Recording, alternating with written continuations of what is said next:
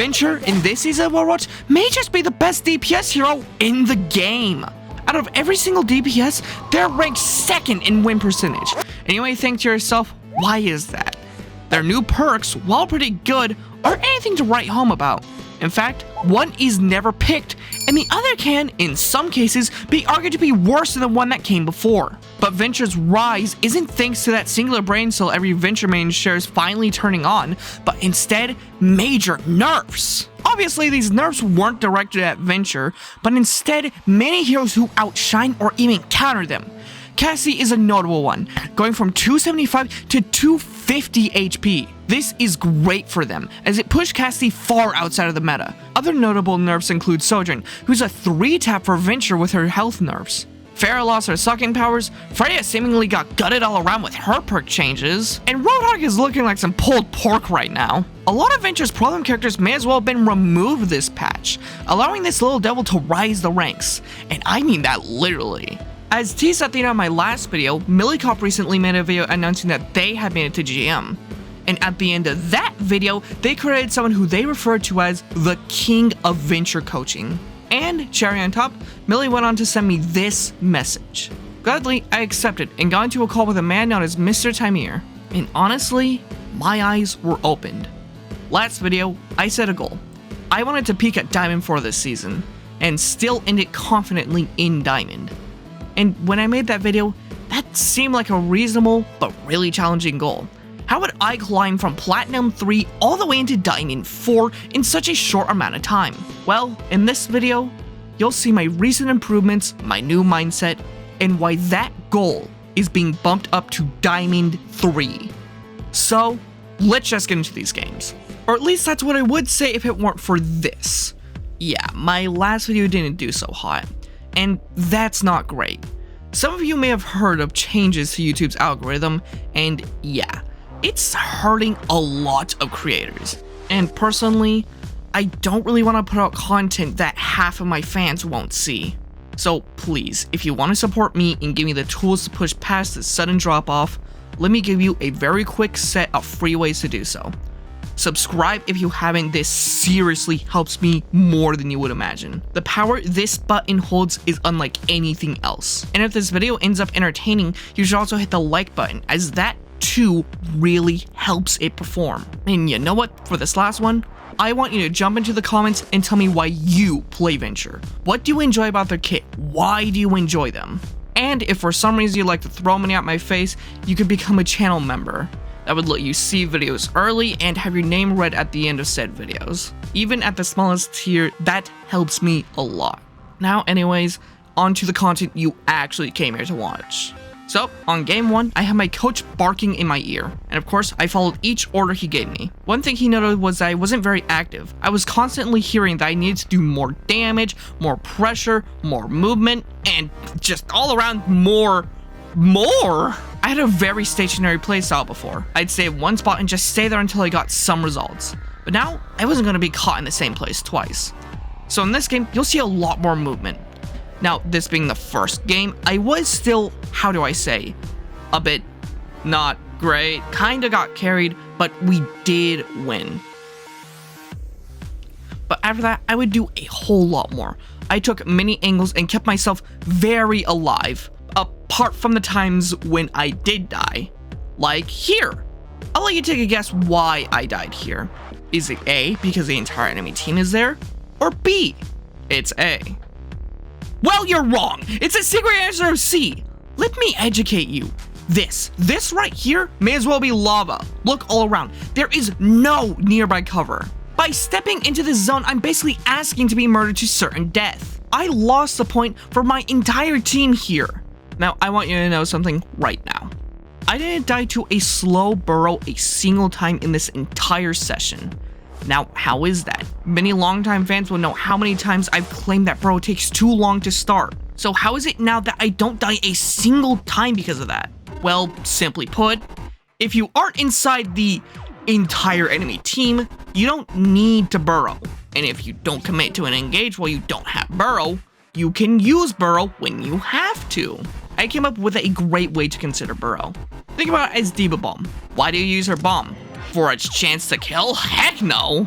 It's easy to run away from. Anyone dying to a diva bomb is kinda dumb, don't show that clip. The way you should be using diva bombs is to keep people away from hotspots, usually the point. It can also be used upon a D-mech to ensure a safe remech. Cause who the heck is gonna fight right in front of a diva bomb?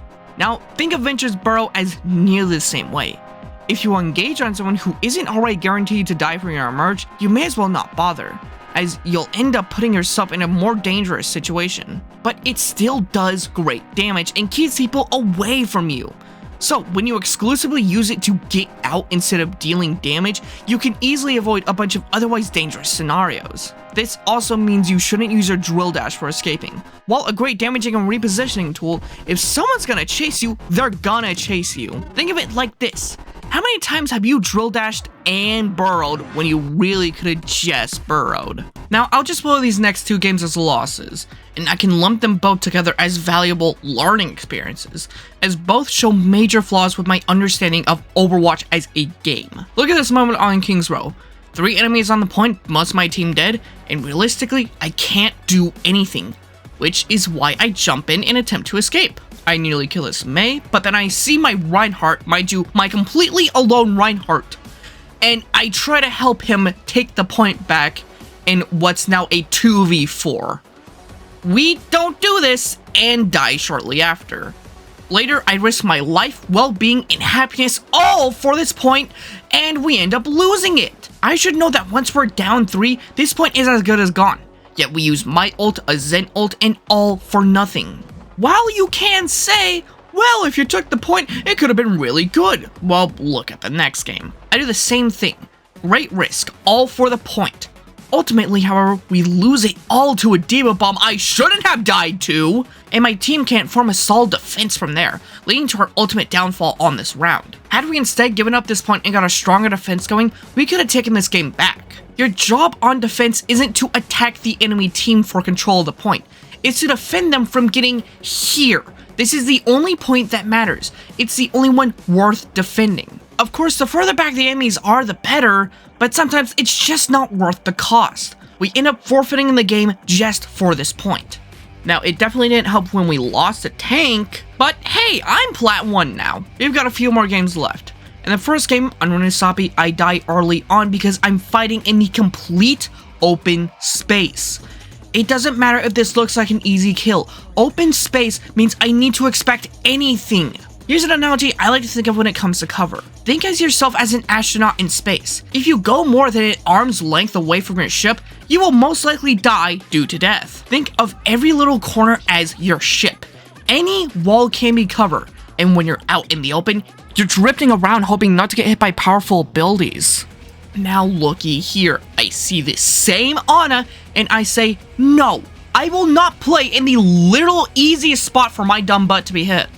I don't get the kill, but this Ana is genuinely afraid of me now, and for good reason. Watch here, this little spot is the cover I need to stay away from the enemy. I burrow using, again, this tiny spot as cover to escape. Every wall is your friend. I love ball.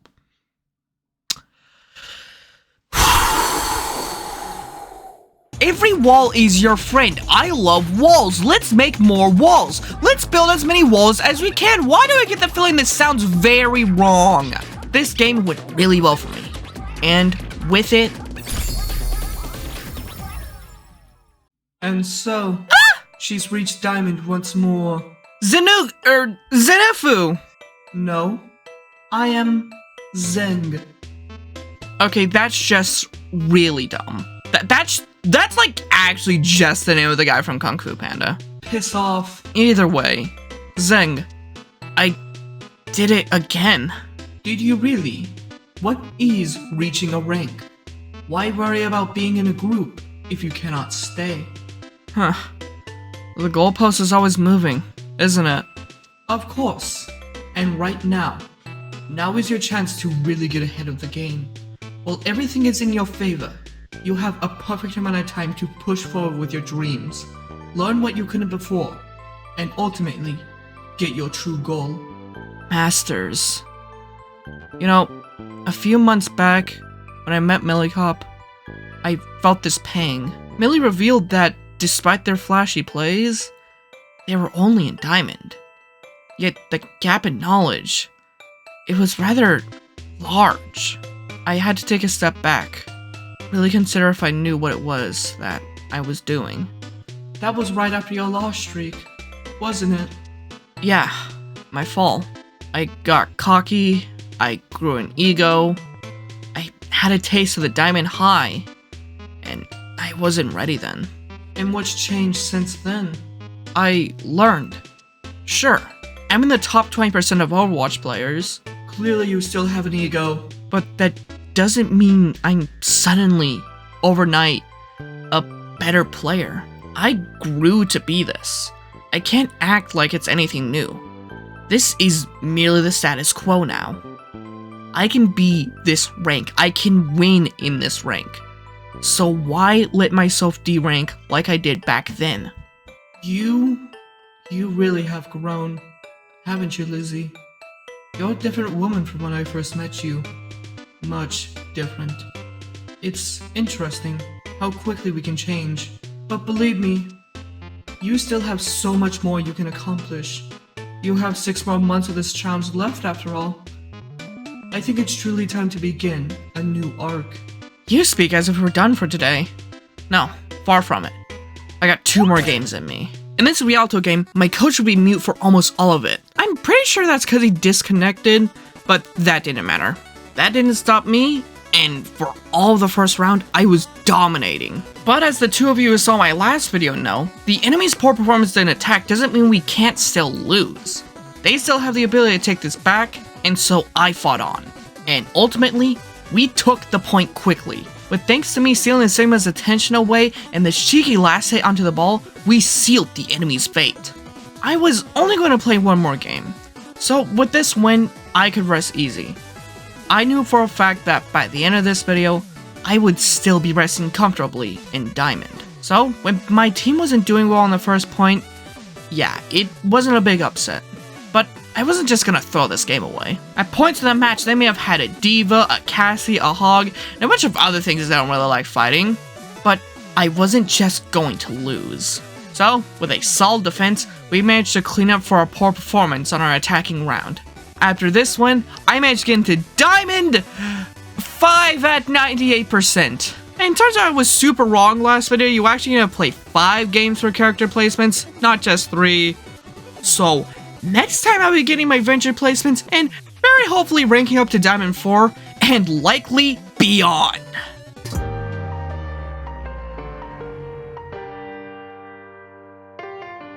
Thank you to Kobe Clementine for becoming a channel member. Join yourself for early access to videos and shoutouts at their endings.